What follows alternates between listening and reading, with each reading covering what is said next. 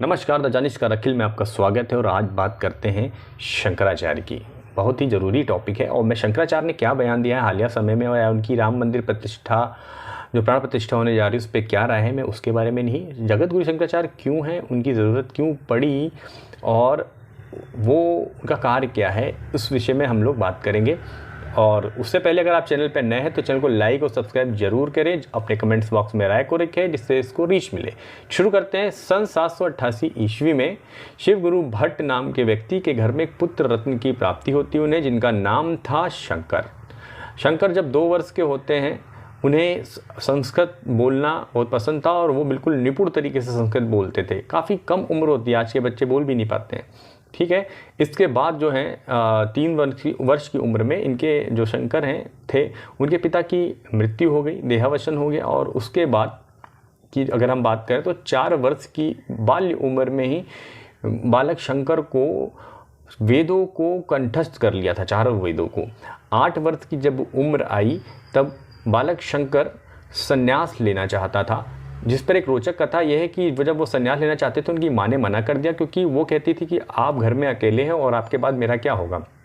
एक दिन बालक शंकर जब नदी में था उसके पैर को मगरमच्छ ने पकड़ लिया। जब उनकी माँ ने ये देखा तो बालक शंकर ने कहा कि माँ आप मुझे संन्यास की अनुमति दे दें, अन्यथा ये मगरमच्छ मुझे खा जाएगा।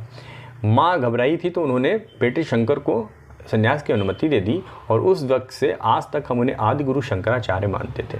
आदि गुरु शंकराचार्य की उपलब्धि ये है कि वो जब निकले भ्रमण पे, भारत भ्रमण पे, तो उन्होंने पूरे भारत को पैदल ही घूमा, चारों तरफ जा कर के देखा।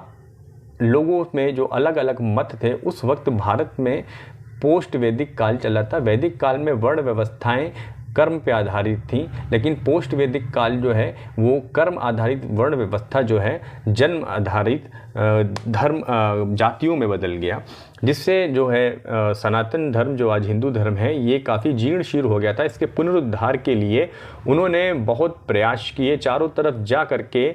उस वक्त में जो बौद्ध धर्म भारत में काफ़ी प्रसारित हो गया था, आदि गुरु शंकराचार्य मानते थे कि हिंदू जो सनातन धर्म है उसमें आई कुरीतियों के कारण ही बौद्ध धर्म को एक मौका मिला। और उसके सुधार के साथ में के लिए जो है आदि गुरु शंकराचार्य ने जो अलग अलग मतालंबी थे उनके साथ में जा कर के शस्त्रार्थ किया, शास्त्रार्थ में उन्हें हराया और जो सनातन धर्म है, वैदिक धर्म है, उसकी मान्यताओं प्रभाव को रखा, जिससे एक बार फिर से पुनर्जागरण हुआ उस वक्त सनातन धर्म का, और वो भारत में फिर से एक बार प्रखर तरीके से आगे बढ़ा। अगर आज हम अपने आप को हिंदू या सनातनी बोलते हैं तो उसके पीछे सबसे बड़ा श्रेय जो है आदि गुरु शंकराचार्य को है।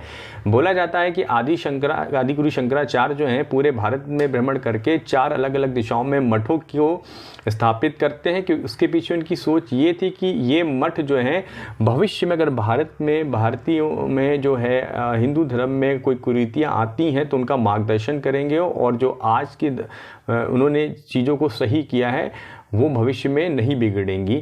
लेकिन आज के वक्त पे जो 4 मठ हैं जिनको आप जानते होंगे, श्रृंगेरी मठ, बद्रिकाश्रम, द्वारका पीठ और उसके बाद पुरी पीठ, ये 4 मठ हैं जहाँ पे 4 अलग अलग शंकराचार्यों को आप जानते हैं। इसकी जो विधि है शंकराचार्य को बनाने की जो तरीका है वो काफ़ी कठिन है।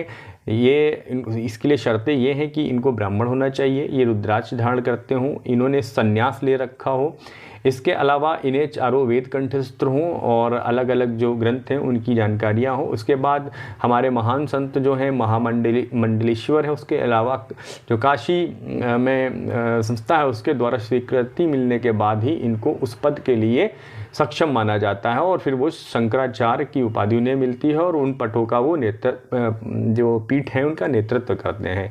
लेकिन उसके पीछे जो आदि गुरु शंकराचार्य की मनसा थी वो आज के वक्त में पूरी होती नहीं दिख रही है, क्योंकि आज के वक्त जब भगवान राम के मंदिर की प्राण प्रतिष्ठा होने जा रही है तब श्रृंगेरी पीठ और पुरी पीठ के शंकराचार्य का उसमें असहमति है। दोनों, एक को न्योता नहीं मिला है आने का तो दूसरे ने वहाँ से जाने पर मना कर दिया है, और 2 जो मठ हैं वो उससे उन्होंने पत्र जारी करके ये बोला है कि वो इसके साथ में एक महान दिवस है जब भगवान राम की मंदिर की 22 जनवरी को प्राण प्रतिष्ठा होगी। तो मैंने आपको जगत गुरु शंकराचार्य के बारे में कुछ संक्षिप्त जानकारी दी। आपको जानकारी कैसी लगी? अगर आपको अच्छी लगी तो चैनल को लाइक सब्सक्राइब करो, इसको ज़्यादा से ज़्यादा शेयर करें। प्लीज़ कमेंट्स भी करिएगा अगर आप जगत गुरु शंकराचार्य के बारे में कुछ और भी रोचक जानकारियाँ जानते हो। तब तक के लिए धन्यवाद। जय हिंद, जय भारत।